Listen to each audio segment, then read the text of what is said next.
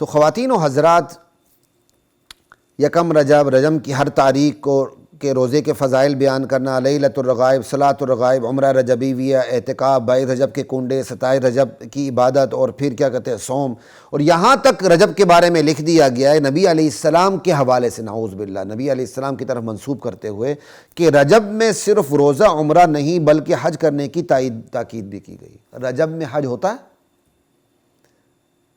یہاں تک کتابوں میں لکھ دیا گیا کہ رجب میں حج کرو، انا للہ و انا الیہ راجعون۔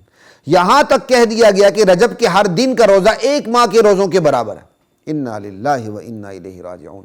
یہ حدیث بھی گڑھ لی گئی نبی علیہ السلام کا غلط حوالہ دیتے ہوئے کہ رجب خدا کا مہینہ ہے، شعبان میرا مہینہ ہے، اور رمضان بندگان خدا کا مہینہ ہے۔ یعنی اللہ کے رسول کی طرف اس حدیث کی نسبت کرتے ہوئے کہ اللہ کے رسول فرماتے ہیں رجب خدا کا مہینہ ہے، شعبان میرا مہینہ ہے، رمضان بندگان خدا کا مہینہ ہے۔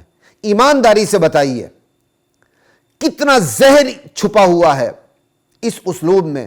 اب بتائیے کہ افضل کون سا مہینہ ہوا؟ لامالا جو خدا کا مہینہ وہ افضل ہوا، تو کہا رجب خدا کا مہینہ۔ اس کے بعد پھر افضل مہینہ کون سا ہوا؟ لامالا جو رسول کا مہینہ ہوگا وہ افضل ہوگا، وہ شعبان ہوا۔ پھر کہا کیا کہتے ہیں رمضان بندگان خدا کا مہینہ ہے، تو یہ تیسرے نمبر پر آ گیا۔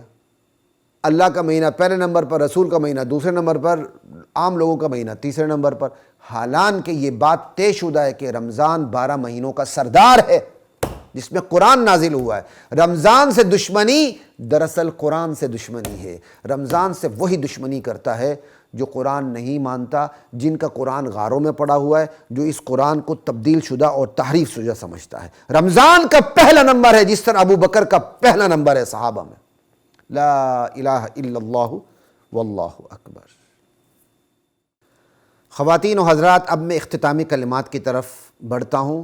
جتنی طویل آپ کے ساتھ گفتگو ہی اس کی کریم آپ کے سامنے رکھتا ہوں، وہ یہ، نہ رجب کی نہ ہی رجب کے کسی نماز روزے عمرے کی خصوصیت سے کوئی فضیلت ثابت ہے، خصوصیت سے رجب ہونے کی وجہ سے۔ سب کچھ عام مہینوں کی مانند ہے، ٹھیک ہے۔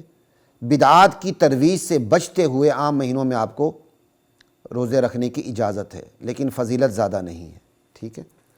اس پہ تفصیل سے بات ہو چکی ہے۔ البتہ رجب اشہر حرم میں سے ہے، 4 عظمت والے مہینوں میں سے ایک مہینہ ہے۔ یہ عظمت رجب کو حاصل ہے جو باقی 3 مہینوں کو بھی حاصل ہے، لیکن اس عظمت کی وجہ سے اس میں بجا لائے جانے والی عبادات کو زیادہ فضیلت حاصل نہیں ہے، کیونکہ عظمت کے زمان و مکان کی عظمت کی وجہ سے عبادات کو عظمت حاصل ہو جانا، اس کا تعلق وحی سے ہے، عقل سے نہیں۔ اس پر بھی بات ہو چکی ہے، یہ عقل کا مسئلہ ہے، وحی کا مسئلہ، عقل کا مسئلہ نہیں، وحی کا مسئلہ ہے۔ جب تک وحی رہنمائی نہ کرے کسی عبادت کو نہ سر انجام دیا جا سکتا ہے، نہ اس کی زیادہ فضیلت بیان کی جا سکتی ہے۔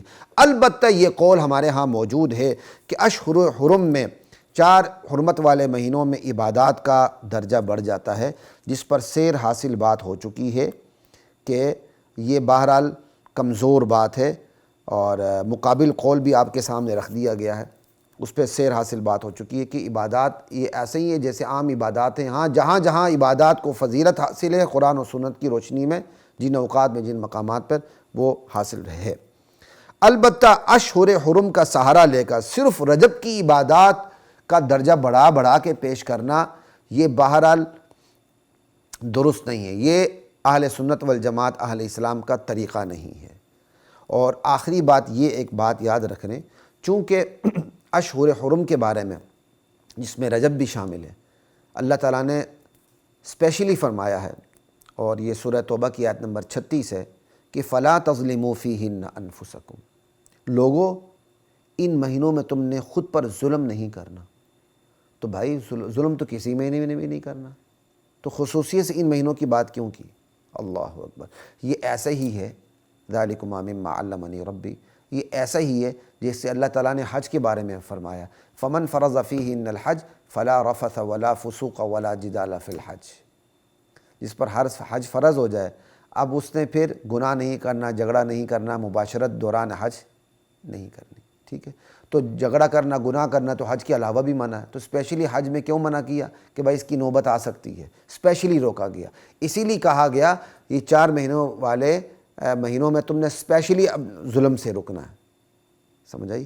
یعنی اس میں برائی کا، ظلم کا امکان بڑھ جاتا ہے شیطان کے بہکانے کی وجہ سے، خصوصیت سے، ایک بات اس وجہ سے فلا تظلموا کا۔ اور دوسری بات، چونکہ حرمت والے مہینوں کا تصور مشرکین مکہ میں بھی موجود تھا اور ان کی بدعات، خرافات بہت زیادہ بڑھی ہوئی تھی، تو ان کی خرافات کی وجہ سے کہا کہ تم نے ان مہینوں میں خرافات سے بچنا ہے، جاہلی معاشرے کی خرافات اور بدعات کو لے کے نہیں چلنا، اسپیشل کہا۔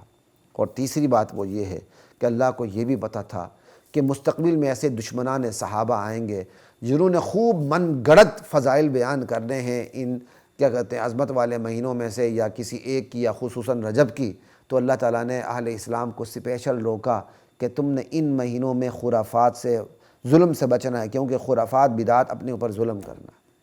اور پھر اللہ تعالیٰ کو یہ بھی پتہ تھا کہ ایسے سنی بھی پیدا ہوں گے جو دشمنان صحابہ کی نقل کر کے یہ کام کریں گے، تو اللہ سے بڑھ کر کون نفسیات کو جانے، تو اللہ تعالیٰ نے اسپیشلی کہا کہ ان مہینوں میں تم نے ظلم سے بچنا ہے، تو بدعات میں پڑھنا، خرافات میں پڑھنا، خود پہ ظلم کرنا۔ اللہ کی ذات کمی بیشی معاف فرمائے اور ہم سب کو عمل کرنے کی توفیق عطا فرمائے۔ السلام علیکم ورحمۃ اللہ وبرکاتہ۔ وَلَقَدْ أَنزَلْنَا